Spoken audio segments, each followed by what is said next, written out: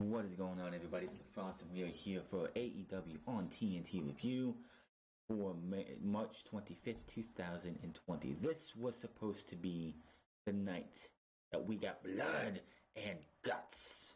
We had the Inner Circle versus the Elite with Broken Matt Hardy. This was supposed to be the night that was going to have all of us talking about these pay-per-view like shows and just sit there and talk about how good or bad this War Games type match was going to be. It sucks that fate got in the way.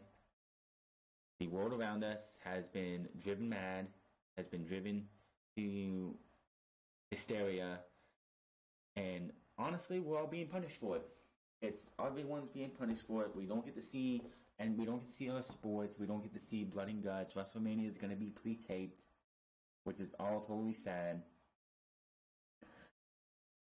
But tonight, they gave us a pretty entertaining episode of AEW. Now, the big change from last week is there was no crowd. There was no fan. There was no stupid wrestlers on the side watching these matches. But if you watched Dark last night, that was the same thing. They didn't have them go out there and be a part of that. So we didn't get nothing. And it sucked. It really did, but what can you do about it? Things are how they are. AEW's hands are tied. They have to follow the rules and the regulations set out in front of them. But they may do with what they had. We got Jimmy Havoc versus Cody, the in-ring debut of one Brody Lee. We also had Kenny Omega put his AAA Mega Championship on the line against one Sammy Guevara in a pretty good title match. And then, of course, the show was capped off with Broken Matt Hardy, his new vessel, his new spirit of Damascus, getting to go face to face with one Chris Jericho. So if you weren't looking forward to this tonight, I don't know what to tell you. This was the best they could do in this terrible situation that the world is in right now, which hopefully will be better eventually, but for now, it's not going to be. And there's nothing we can do. So the show started off, and of course, with the restrictions and the high volatility of people, we did not have Justin Roberts here again. That was Brandy again, which is fine. No JR, no Excalibur. It was Tony Schiavone, Kenny Omega, and Cody Rhodes on the call for tonight. Now you're wondering, how did this happen? How is this possible with these two having matches? Well, Cody was up on the first match, so it was Kenny and Tony Schiavone. When that match was over, Kenny Omega went to the back to prepare for his title match, and it was Cody and Tony Schiavone for the rest of the show. And I'm going to be honest, I think Tony and Kenny was the better of the pairs. Cody was fine and everything, but I think Kenny Omega did a hell of a job on commentary. And I don't know where they were at tonight. I have no idea. They say Daily's Place, but unless they actually opened the arena up, this did not feel like Daily's Place. They looked like they were in an open air arena, and it just seems so differently. But it was a good show, great show overall. Tony, of course, was out there with Kenny Omega. We had no interviewers, so nothing like last week, and there were people there who weren't used. The Gun Club was there. Dasha Gonzalez was there in the back sometimes. They did shoot back to a dressing room, locker room, or some kind of room somewhere where you saw no MJF this week, but you saw Sean Spears, the Gun Club, and a different cast of characters coming in every once in a while, and they were making noise, yelling, cheering, betting on the matches and everything to liven it up so it wasn't completely dead. It was awesome. And honestly, I don't think WWE would pull that. I mean, yes, they did copy what AEW was doing last Wednesday on Monday, but I don't think you're going to hear people in the back cheering on these matches that you saw tonight. It did break up the silence of no crowd, no fans, no nothing. It did help out a hell of a lot. But it just, I can't wait I cannot wait to, if this ever gets back to normal, as normal as it can be. I'm just hoping soon we'll be able to sit here, say, yeah, it's like, thanks a lot to X, Y, and Z for causing all this, because, hey, we wasted a bunch of time just sitting here watching professional wrestling with no fans and no crowd, and having to see these guys go out there and try and entertain us the best they can, even though they're in a tough situation. And I commend everybody from the Khan family to Cody Rhodes and everyone else who does all this to go out there and give us this entertainment, because wrestling's all we got right now.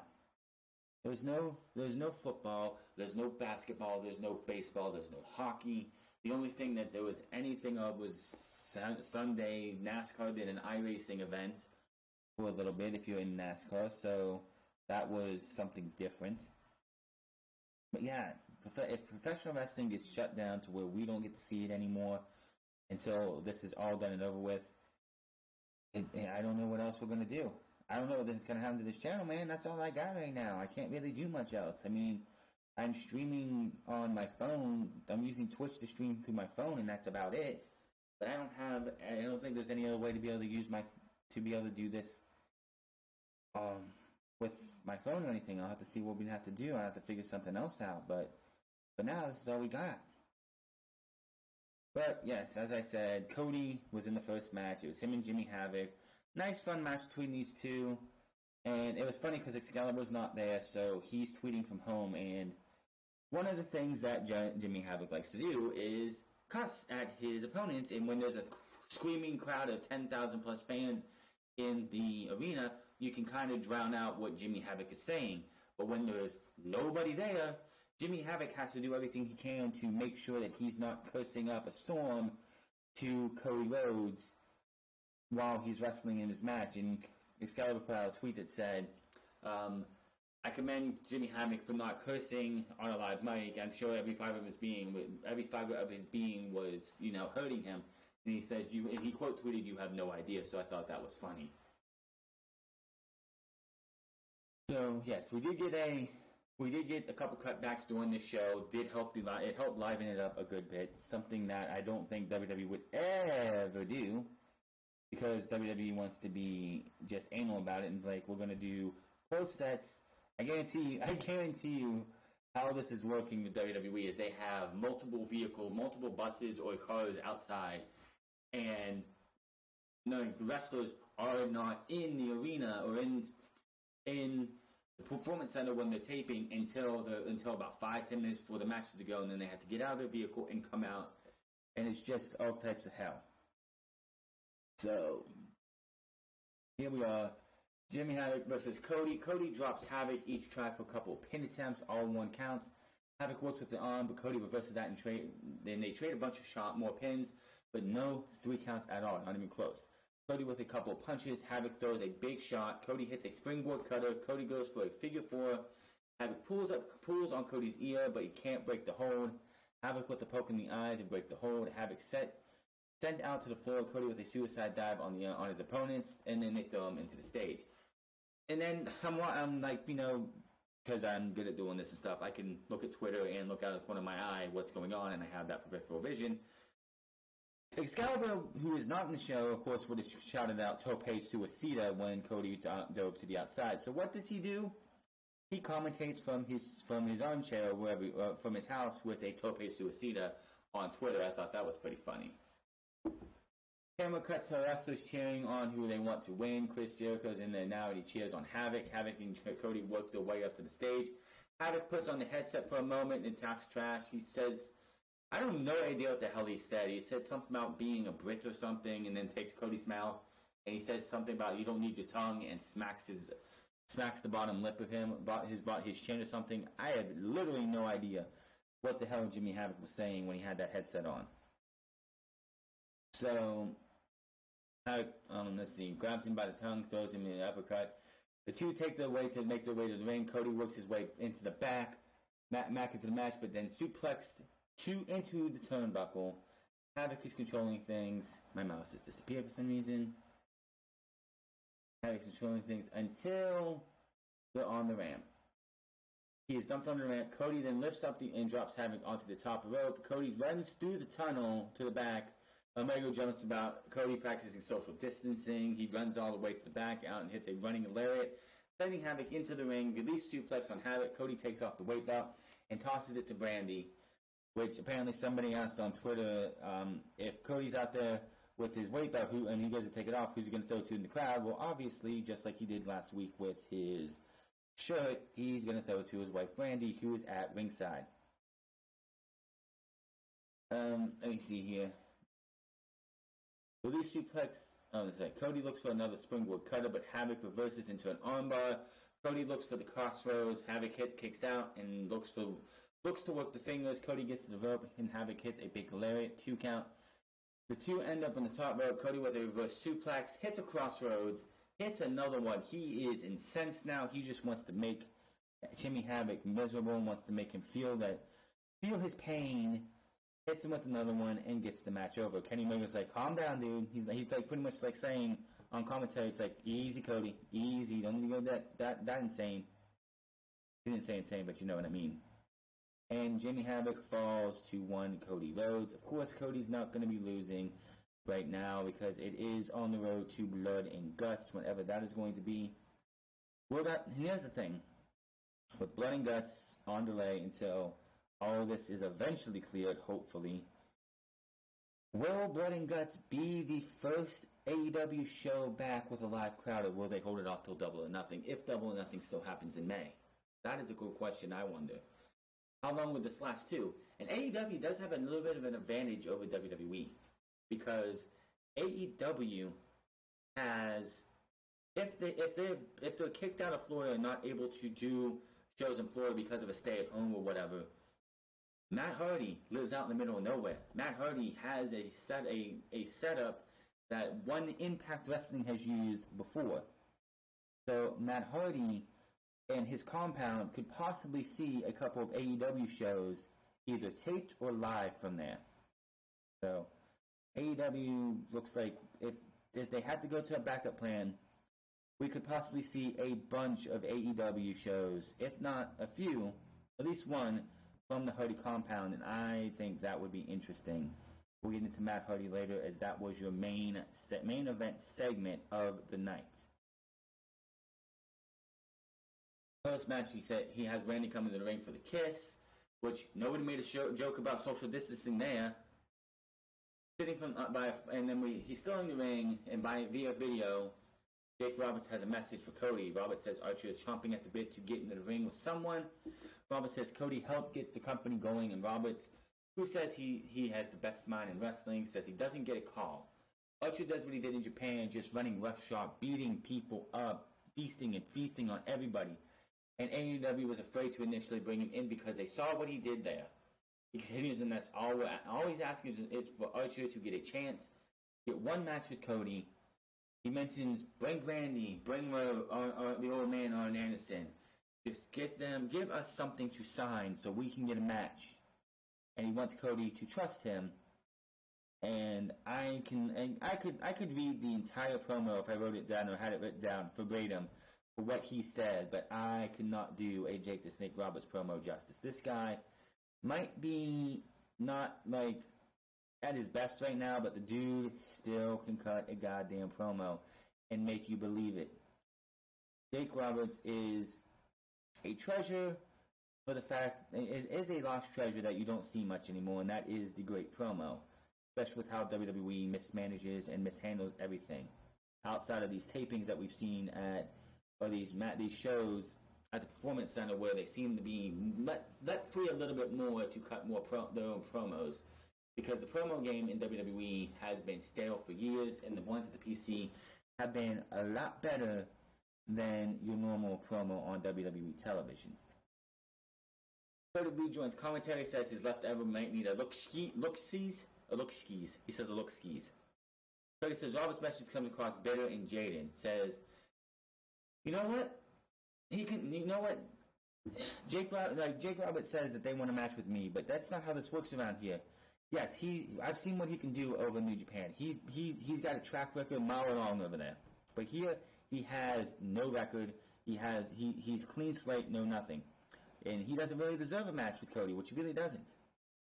But next week, if he wants to, he can make his debut and start building up those wins so he can get that match with Cody. This looks like this is possibly going to be the match that they go for at Double or Nothing. It's going to be Cody versus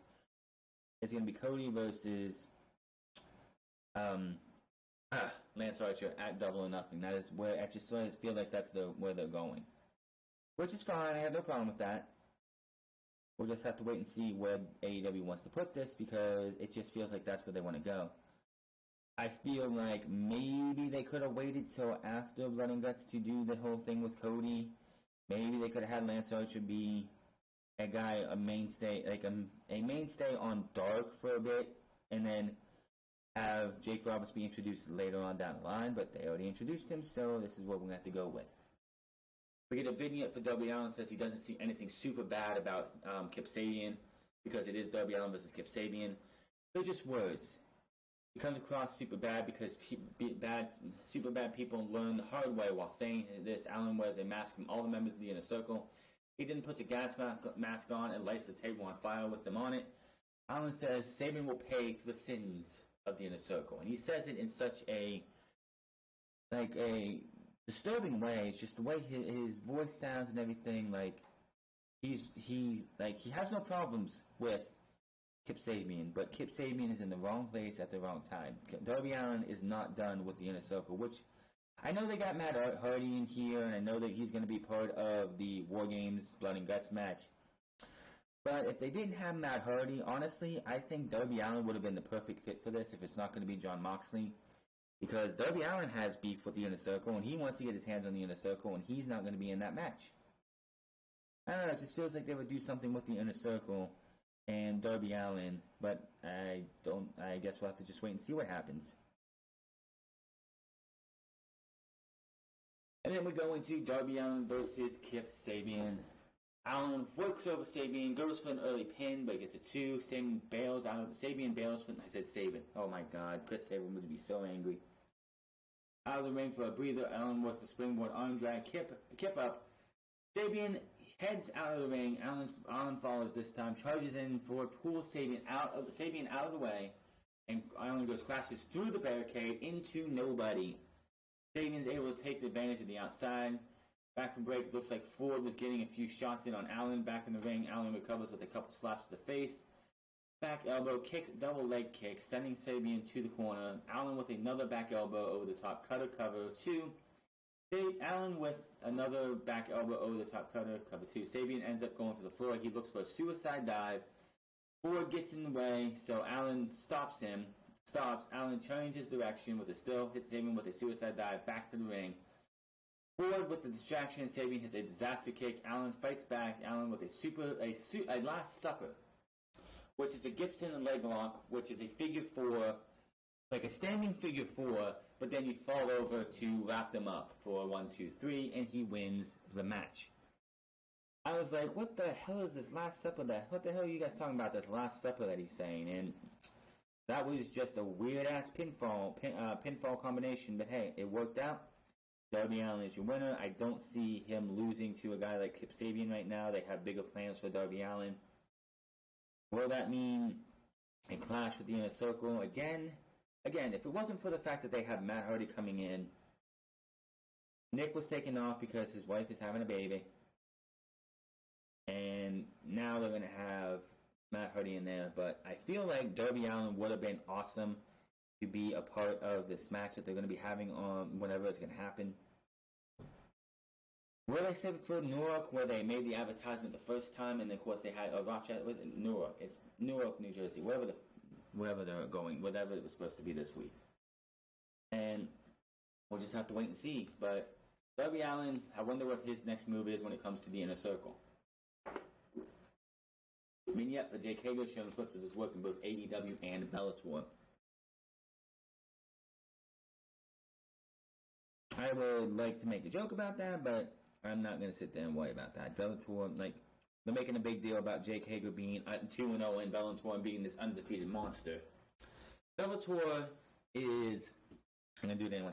Bellator is like being in the single A minor leagues when it comes to professional, like, or because it's either you have guys who aren't gonna make it into the UFC, or you have former UFC stars coming in to get that one last grasp of fame that they lost years ago. That's Bellator to a T.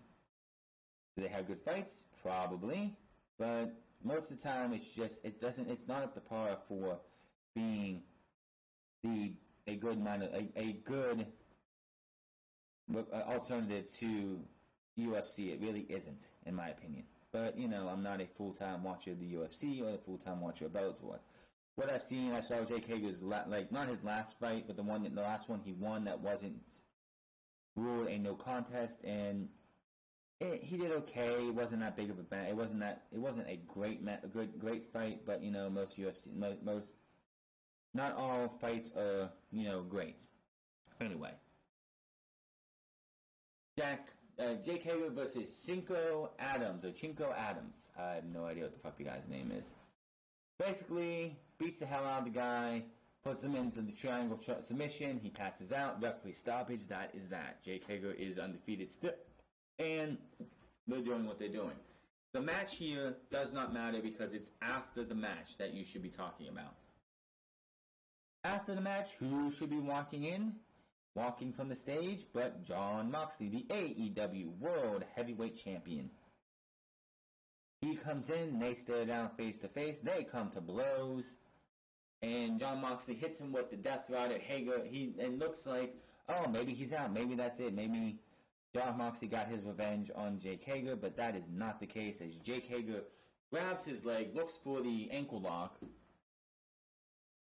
and Jake Hager is thrown out to the floor. Hager tries to get back in the ring, and Moxley swings the title at him. Hager then decides to head to the back. Moxley says, you're walking away? You're walking away? What the fuck's wrong with you? You're walking away. You're supposed to be this badass, but you're walking away. I'm paraphrasing, of course, but that's pretty much what he was saying. Backstage, we go to commercial. We come back, and Canvas catch up with Moxley. Moxley says he told Hager to watch his blind spot. Says I'm out for blood, and Hager may have walked out tonight. But when this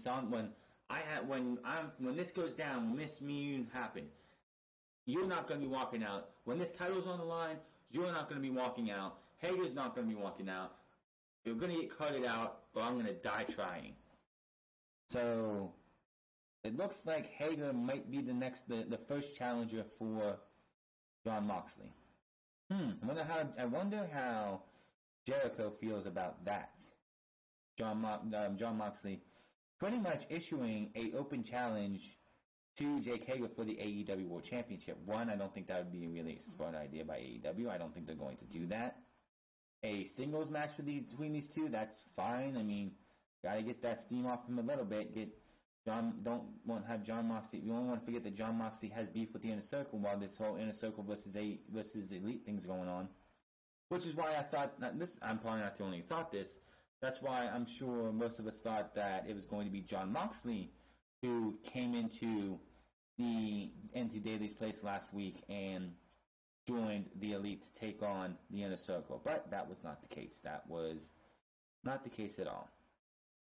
Now, before I go on any further, yes, the Lumberjack match, which I don't know why they thought they would even advertise a Lumberjack match, was even a good idea. They did not advertise any new matches for next week, so who knows what's going to be happening next week? Are they even going to have a show next week? A live show next week at that? I have no idea. But, yeah. The Lumberjack match, and unfortunately, I was hoping it would be like this. The Best Friends versus the Lucha Bros in a parking lot brawl. You can easily do that in a parking garage for the Jacksonville Jaguars parking garage. Just close off the floor, have a couple cars there, you have a ref, you have a camera person, and you have the 4 wrestlers, and that's all you need.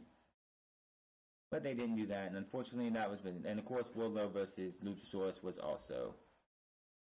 How were they going to get that one done is my question. How were they going to be able to do a Lumberjack match? And one, I don't like Lumberjack matches. They could discard that match for now and forever, and I wouldn't care. We get a vignette of last week of Brody Lee revealing he is the Exalted One. Lee says Christopher Daniels is the Unsafe now. And then we have Tony Schiavone say, here, let's go to where we see Brody Lee and how he treats the men of the Dark Order. We see Lee in a suit, in a tie, eating some steak, porterhouse steak. And he's pretty much just bitching the piss out of John Reynolds and John Silver and Alex Reynolds. Like, you guys don't understand. How you don't understand? He's just cutting the steak. He's eating. He's talking. They strengthen others and they will prey on the weak. Silver goes to grab his forks to eat, his food to eat. And Lee says, does it look like I'm done? You know, get out of here. This entire segment was him just taking the piss out of Vince McMahon. Completely. He tells Reynolds, you don't eat until I'm done. Goes back to eating. Reynolds sneezes. And he's like, you gotta be kidding me. You know what? Get the hell out of here, too. You're gonna sneeze in here? All of this was just fantastic. This guy has got to have at least 3, 4, 5, 6 years of pent-up frustration. And 5, 6, 7, 4, 5, 6 years of promos taking the piss out of Vince McMahon that he wants to use. So yeah, I thought it was hilarious. Brody Lee just showing you how to do this shit. I can't wait to see what they do. And then you had Brody Lee take on QT Marshall. Of course, QT Marshall has been teaming up with Dustin over the last few months, the last month, because he pretty much needs somebody to help him take on to get some wins and stuff, because he's not a really established guy, and being part of the Natural Nightmares is going to be helpful for him. But tonight, he played victim to Brody Lee. One of his minions follows Lee to the ring, which I wonder who's under that mask, because they're going to eventually need to show us who's under these masks, because it's just how it works. You got to have these eventually to decide who is going to be under the mask. Oh yeah, I didn't talk about this last week, but yeah, I told everyone that the Exalted One was not going to be Christopher Daniels. There were people out there who probably thought Christopher Daniels was going to be the Exalted One. And I told you people, and just see what Impact Wrestling did with Aces and Eights and apply it to here, and that's exactly what they did. The only difference is the leader of the Aces and Eights was not somebody who they signed a couple months, who debuted after the group was started. The Exalted One, of course, made his debut not too long, a couple months after they started mentioning the Exalted One. So yeah, but still, definitely somewhere I've seen that before, and it's called Impact Wrestling and their Aces and Eights. But anyway, Marshall with a couple shots, goes up top rope, Lee takes a swing slam. Marshall looks to be out of it now, but Lee picks him up, puts him into, looks like the Sister Abigail, but shots him back up, discus lariat, 1, 2, 3, Brody Lee is your winner. Then, so that was that. And when he pins him, they go 1, 2, 3, and then we have a camera right on him, and Brody Lee has this look on his eye, this look of just nothing. He has nothing, no emotion, no remorse, nothing. He just has this look of, he has this look of death. Like he is death, and he's going to be bringing death to everyone around him. Very, very fucking creepy. Very creepy. Now, we go back to the commentary, and they talk about Nick Jackson being out, and being after what happened a couple weeks ago. So we see Vanguard 1 travel to California to check on Nick Jackson, who is currently out of action due to an Inner Circle ambushing him. He is out. We see Vanguard 1 checking up on Nick, and he is looking out in his garage as Vanguard scans him. Nick is apparently 61% healed. Nick has finally noticed his Hardy drone, walks over to him, tries to, grab him, touch him or something, and the drone just flies away. This would not be the last time we hear or see from Vanguard 1 on this night. And then the main event of the show, which was at 10 after, Sammy Guevara versus Kenny Omega for the AAA Mega Championship. This was a really good match here. Kenny Omega, just one of the best out there right now. I don't care what his detractors have to say. When Kenny Omega goes out there, you're going to be entertained. Kenny Omega is one hell of an athlete, one hell of a performer, and Sammy Guevara, as Cody mentioned on commentary, if anybody is benefiting from this inner circle, it's Sammy Guevara. And I've said this from the day they formed the inner circle. Sammy Guevara is going to be the biggest the most beneficial of this group. Santana and Ortiz are already made men. We know who they are. We know who they were before. We know who they are now. They don't need to be made. Sammy Guevara is a guy, when this comes down to it, and he's the one becoming, he's going to be the big star coming out of this. He's just got time to wait. Sammy Guevara comes out. Yeah, there's no fans in the crowd. No fans. No crew members. No crowd. Like I said, the cuts back to the wrestlers in the back, which were that was definitely good and warranted. But Sammy Guevara had some of his note cards set up on chairs with pictures of Captain Kirk, Chris Jericho, and for some reason, Brandy Rhodes. For whatever reason. But back and forth action early on stages of the match. Guevara frustrating Omega. Gouges the eye, low drop kick, sending Omega out to the floor. Guevara tosses Omega into the ring, then sends his injured hand down to the apron. Omega is launched into the barricade. Omega fights back, sending Guevara to the barricade, but he leaps in and sits down in his empty chair. And he's talking. I think he talks to the Jericho picture, and then I think hugs it, and then talks to Brandy a little, the Brandy picture a little bit, which irks Cody just a little tiny bit. Back in the ring, and then he throws a nice huge punch to Kenny Omega, rocking him. They get back in the ring. Guevara looks for a cross arm breaker in the back. Some of the wrestlers start fighting after bickering when about the match all night, which was Sean Spears shoved Billy Gunn down and makes his exit. And Billy Gunn, I think, goes after him for a minute, but I think Austin stopped that. So, back in the ring, Omega lifts Guevara onto his shoulders, but Guevara bites Omega's hand. Guevara with a boot to the head. Cover, then works the hand again. Omega with a big boot, sending Guevara to the corner. A couple double axe handle swings by Omega. Cover 2. Omega with a shot to the back. Looks for a suplex. Guevara rolls through, double stomp, running shooting star press, cover 2. Guevara with a springboard cutter, sending Omega to the floor. Guevara with a twisting flip over the top, dropping Omega. Omega back in the ring. Guevara with a springboard leap, but gets popped onto the mat. Omega hits the V-trigger, looks for the Liger bombs, but Spanish fly by Guevara, cover 2. Guevara heads to the top rope, hits the shooting star press, but goes for the shooting star press, and nobody's home. V-trigger by Omega, looks for another. Guevara bites the hand, then eats another V-trigger. Omega tries for a snapdragon suplex. Guevara lands on his feet. Roundhouse kick to Omega's head, but Omega with a V-trigger. Jay Driller lands, cover 2.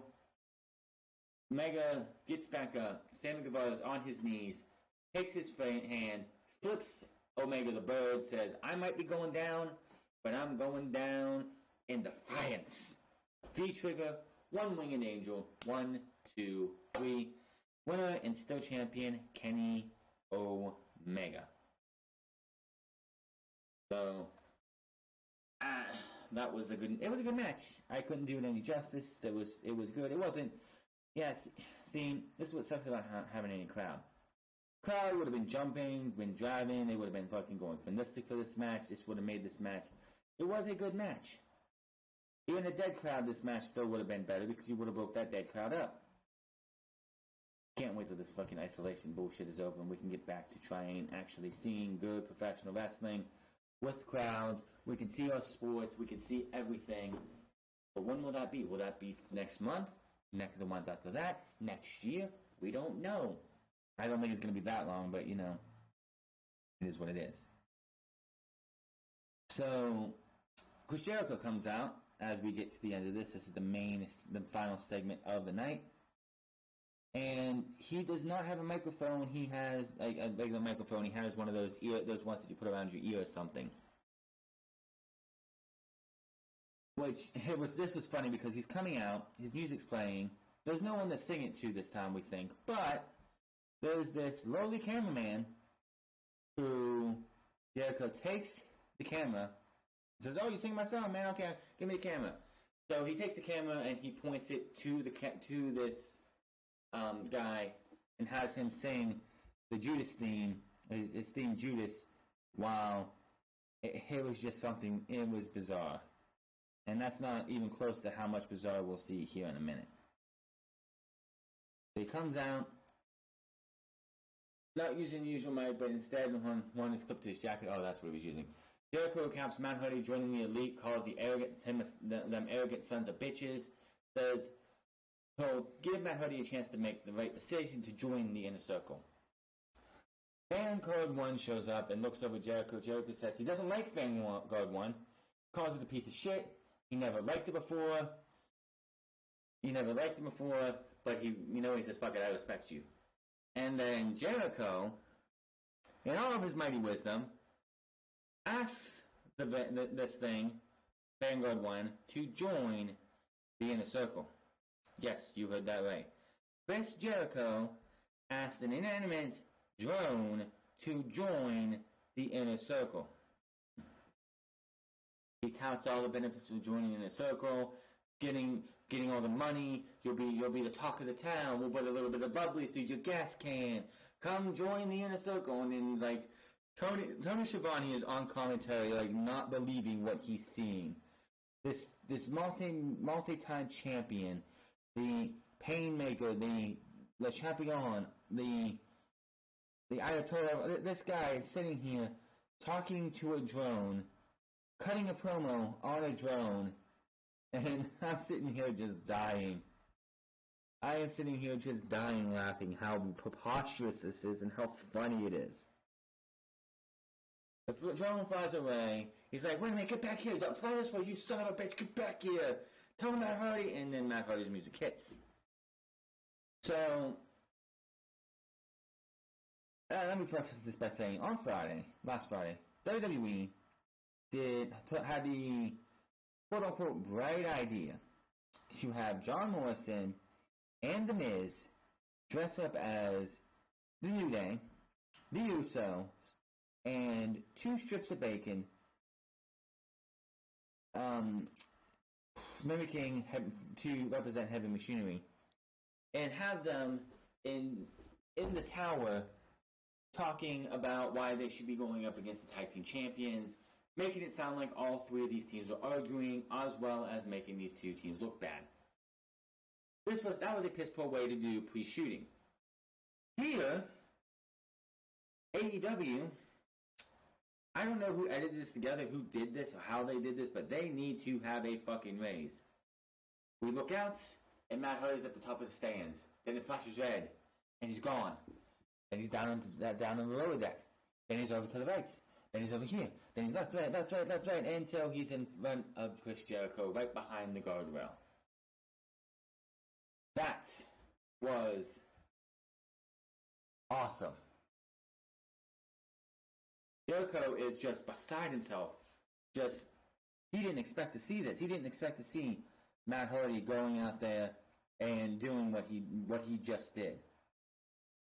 Like, he is like shocked beyond shock that Matt Hardy did this. He asked, how the hell did you, he's like, how do you do that? And he's like, Matt's like, make her a pain? Instead of, I knew you would come, he's like, you knew I'd come. And he's like, of course you knew I knew you'd come because we booked this segment last week. No, Chris, you guys booked this segment a couple days ago. There is a difference. But still, just an awesome way to get to the ring. I don't know how they're going to do that when they actually have fans there. How they're going to be able to do that. It says, I am magic. Jericho says the show, the promotion was built on my back. This is my show. You're here now, so you need to fall in line. You need to align yourself with the Inner Circle, not the Elite. Matt says he's owed the Bucks because they resurrected the broken Matt Hardy. Matt says he witnessed what the Inner Circle has been doing in AEW to him. AEW's freedom in the Inner Circle cannot ruin this paradise. Jericho says he resurrects careers like Jake Hager, and he's the one who brought Moxley to AEW, which is true. Matt says Jericho knows his vessel, but he is Damascus, and he is over 3,000 years old. Jericho understands in reinvention. He's done that over and over. Jericho brings up Matt always living in the shadow of his younger brother, the shadow of bad booking. And Matt says he's no longer. He is not any longer. He is brighter than ever. Jericho says one last time, is Matt with the Elite or the Inner Circle? Matt yells delete. Says that's not what he asked and he wants to answer. Matt yells delete some more. Jericho tells him to stop because they start doing Inner Circle, like Elite, delete, Elite, delete, Elite, delete, Elite, delete, which would have got a run. Like, if they were in front of the crowd, that would have got a ton of laughs. But unfortunately, the circumstances, which you just look at these, and when we look back at all this being over with, you're going to look at some of these segments and be like, man, if only there was a crowd there at that time, that would have been fantastic. But, it is what it is. Doesn't stop. And says that he tells them to stop because there's nobody here to hear his stupid chant. He then says there actually is. There's many essences all over the place. In every seat. You always bring up, like, when you're hearing the crowd, you hear people singing your song Judas. But then you start singing a new song. And he starts singing Jeff Hardy's obsolete song, which of course was written and done by Jeff Hardy. So Matt Hardy can, if he wants to, sing that anytime he wants.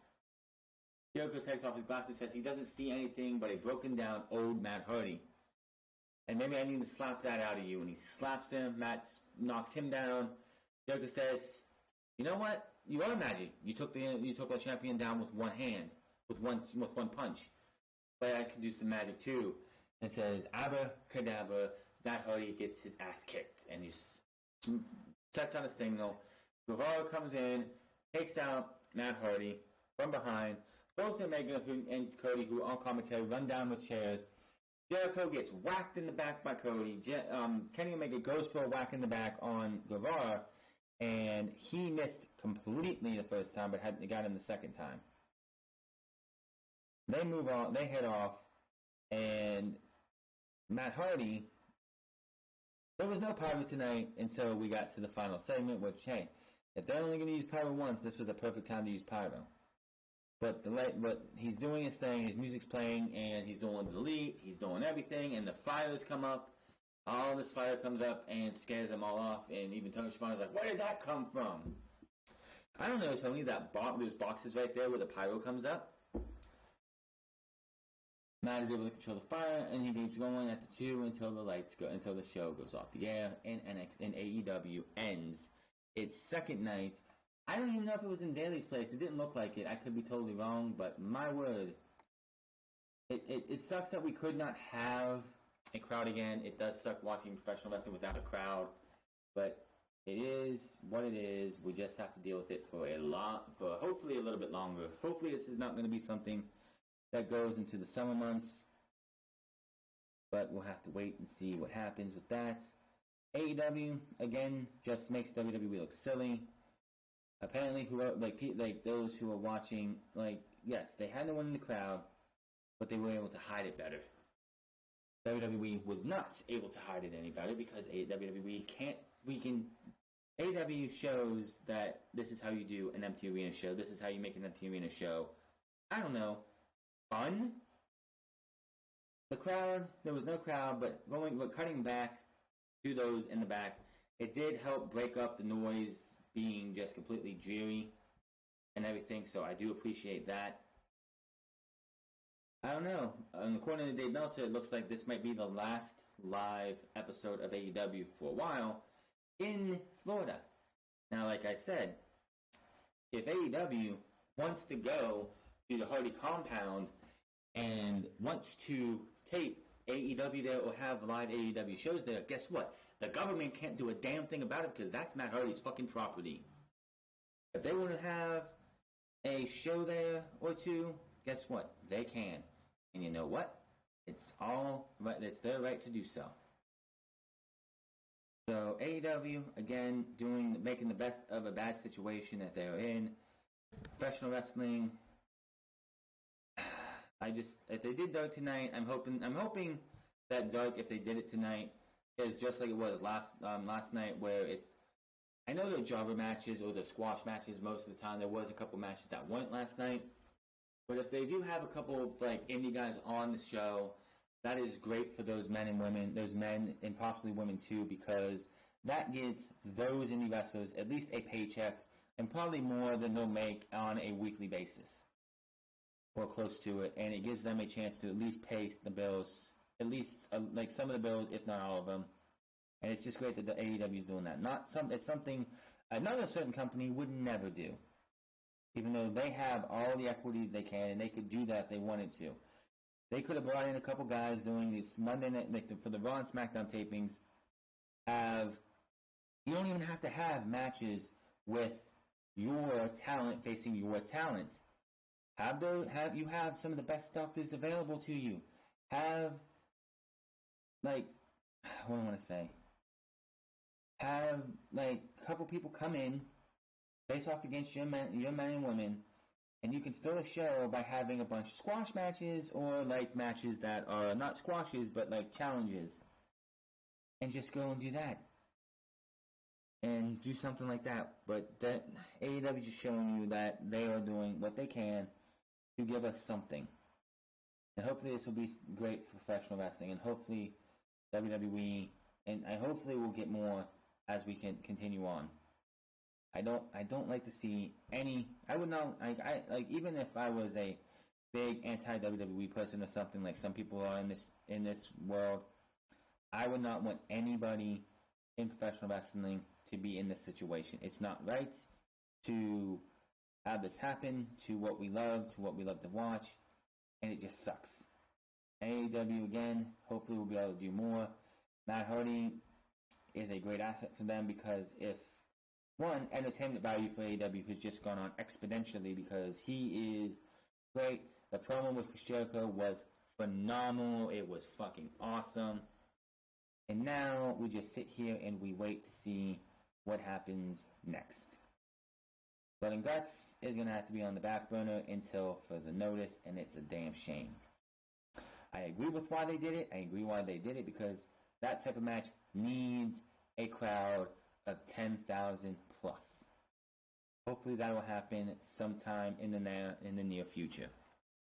But another good show for AEW. Great to see Jon Moxley getting physical again and getting back into AEW wrestling because he hasn't done anything since the week after the Inner Circle beat him down, going the week after Revolution.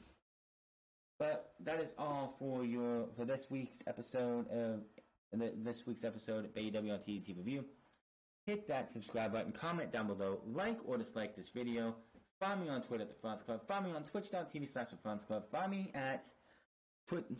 on Instagram at The France Club, and I will see you guys Friday for what should be a very boring and rerun heavy episode of a taped SmackDown going into WrestleMania weekend.